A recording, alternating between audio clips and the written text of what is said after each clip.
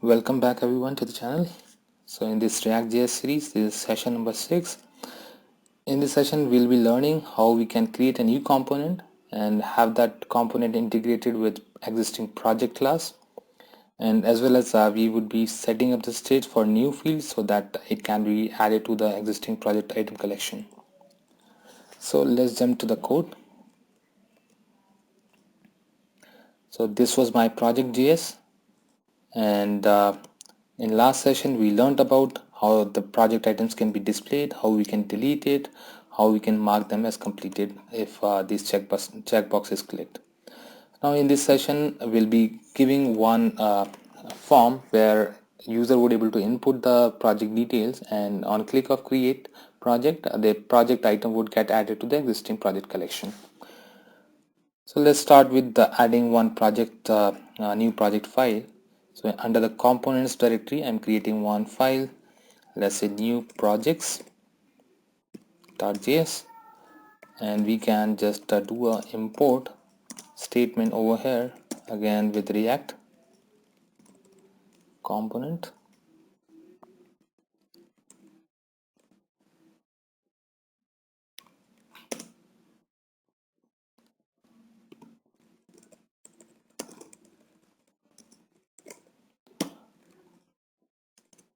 Alright, so now I can export the class.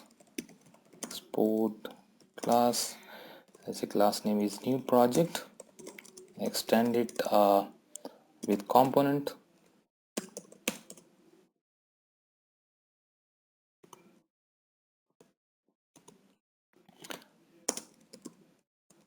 Render method, and under this method we'll be creating one form.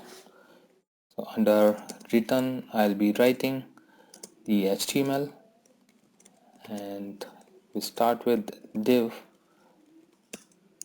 and under this div we'll be having the form. So let's first add one header so that I can say that add a new project.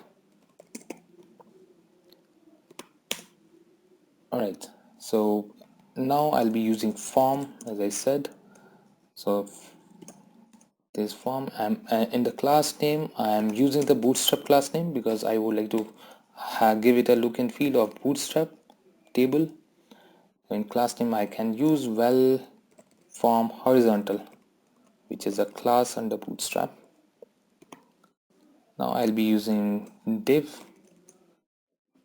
and we'll have this div with class name form group.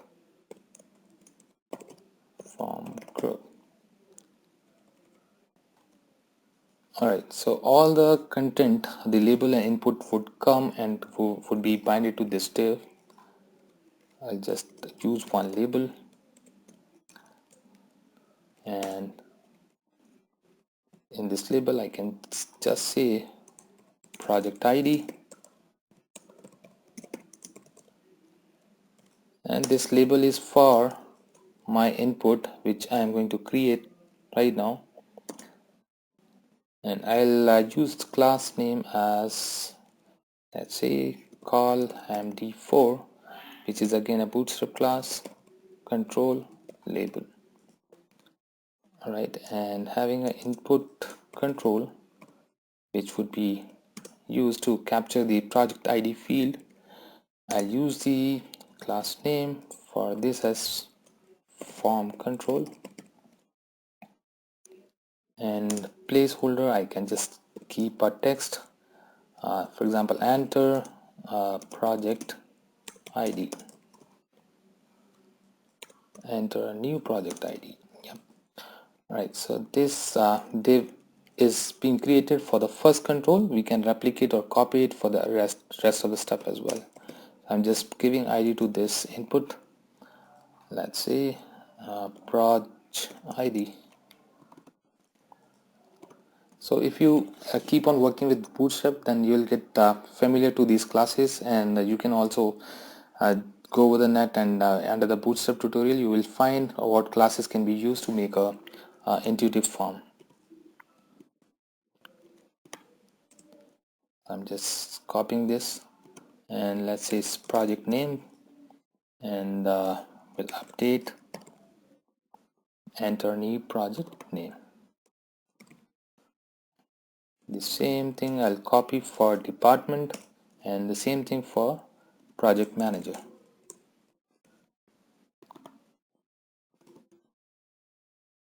Enter project, enter department, and assign a project manager.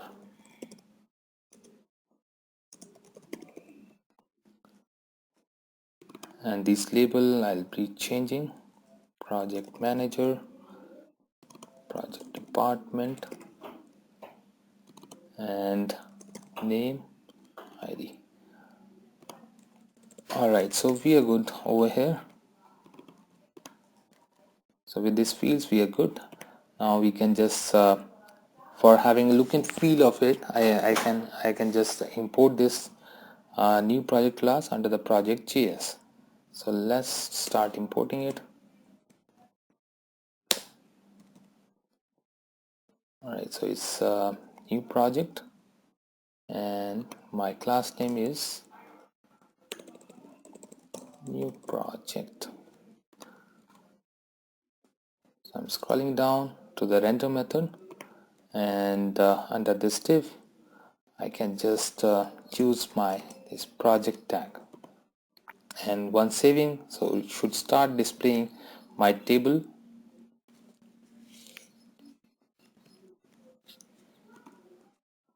So now you can see I got the input controls and as well as my table with a list of all the projects.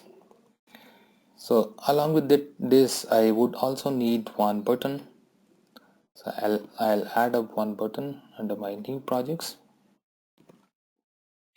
and this button would be again having class name of my bootstrap button primary, create a new project. Alright, so till now we got our table created, we got our table formatted as well with the bootstrap controls. Now we are good. So as I said, we'll be capturing the data and we'll pass on this data to our project.js. So how to do that? So we for making that happen, we have to use the states. So now I'll just type state, and under state I'll use ID and the project name, department, manager. So these are just fields which we are going to bind and pass it to the projects.js, and as well as status. So my status would be constant field. If a new project is created, the status should be not started. So I can just type in a static value. Okay, so far so good.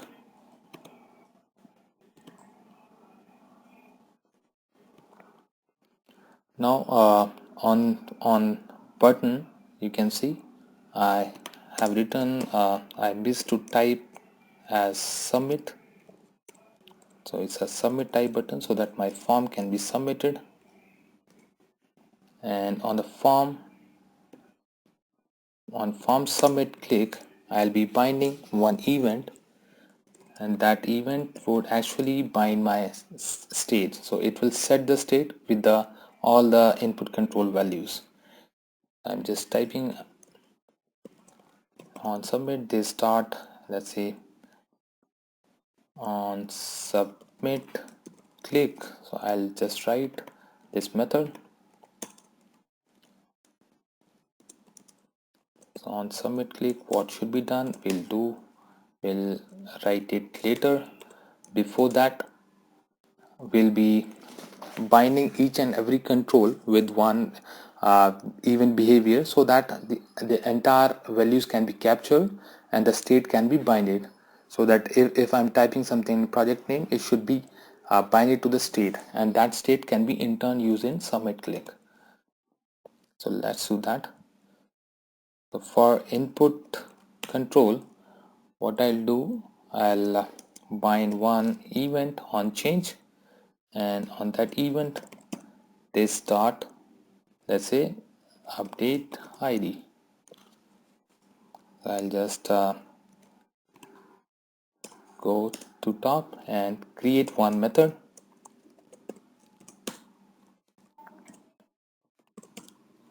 update id. So what I'm going to write over here is I'll just add up the state, the set state, and in the set state I'll bind the value of the control to my the initial this state stuff. So I'll just write id. But how to bind the value? So for that I have to pass, or I have to capture the event as an argument, and that argument will give me the target value to bind that from. So now I have this event for my update id, and same thing I'll be writing for title, same for department, and same for manager. So I'll just copied the entire functions. So I'll just name update name, and in this I'll bind name, and the same thing I'll do that for my the rest of the controls. Department,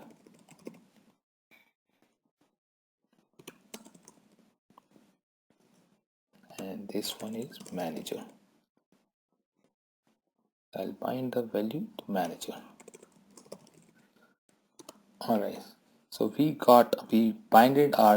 set the state for all these fields. Now in the next step, we'll just, when a person submits the form, what should happen? So it should bind all the states. And how we can do that? So first of all, I have to prevent the default behavior of submit, which is sending or refreshing the page or submitting the form. So to do that, I can type event prevent default, and now I can just log something so that I can be assured that I got the values. So I'm just logging, let's say, state and the project name.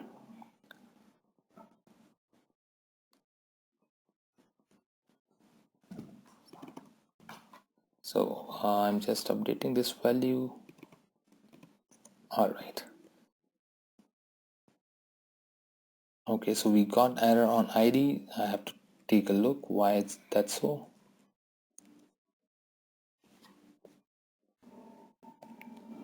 Okay, so it's a miss on our part. So instead of binding it like semicolon, we used assignment operator, which is why we got that error. So I'm just binding the entire other stuff. Alright, so now we should be good. Unexpected use of event, and why that so? Because we did not pass the event as an argument. Alright, so we did not pass the event over here, so we just copied that. Now we are saving, so we are good. So let's go back to our console. Alright, so let me just type in some value and just click on this create, so that we can just check that whether we are receiving right value or not. I've just clicked on it, just doing F12. So it's giving blank to us, so that means the project value, the state is not being bind. So let's see why. This state project name, we binded that to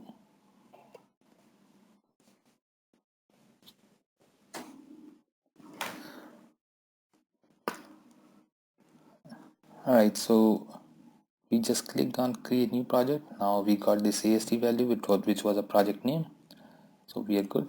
Going back to our project. So now we created this new project file and imported that in project as well. Now how to pass the newly added item value to the existing collection? For that we have to use the properties. So in session 2 I talked about property. So property is a attribute which does not change for the entire life cycle of that object. So within this new project we'll be calling one method, that is onAdd, and onAdd method will be calling onAdd event will be calling one method, that is, let's say, add a project, and under this project item this project method will be adding out the property values.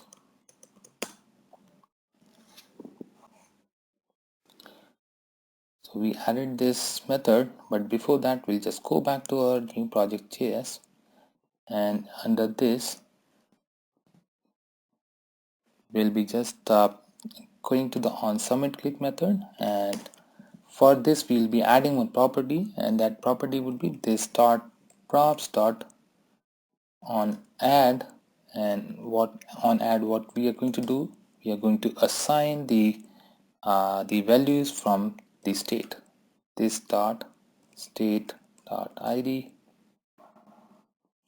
and the project name, this dot state dot project name. Same for department, this dot state dot department, and manager, this dot state dot manager. And as well as we'll be passing the status. So status will be this dot state dot status. Alright, so now we are good. We added this function for the property, and under the project JS we'll just add the newly created item to the existing state. So how to do that? Let's write it down. This dot set state, in set state we'll be just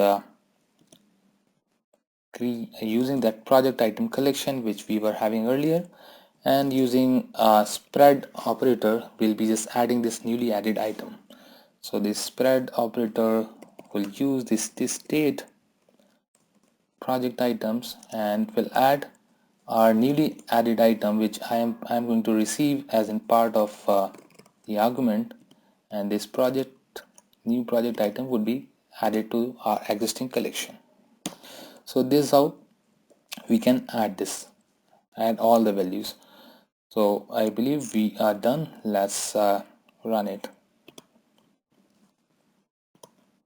I'm giving ID 4, project name is project gallery, department for IT, project manager, let's say Matthew, and clicking on create. So it just added one row beneath our table. Let me just add another item. So let's say it's a demo second, and it's for HR, and it's for Mary. I created it, so it did add that item as well. So now we just learned how we can pass on the properties as in a new item, and which the new item can be added to the existing project collection. And we created one new project component altogether, and use that new project component under my project JS. So this concludes our entire CRUD operations: create, delete, and adding a new item. So with the end of this session 6, we are done with our primary objective, which we were initially decided to create one real-time application where we would be doing all the CRUD operations and using the real-time fundamentals, creating states and adding states, updating states. In the next session, I'll be telling you about debugging and how you can publish your solution to the NPM. Thank you.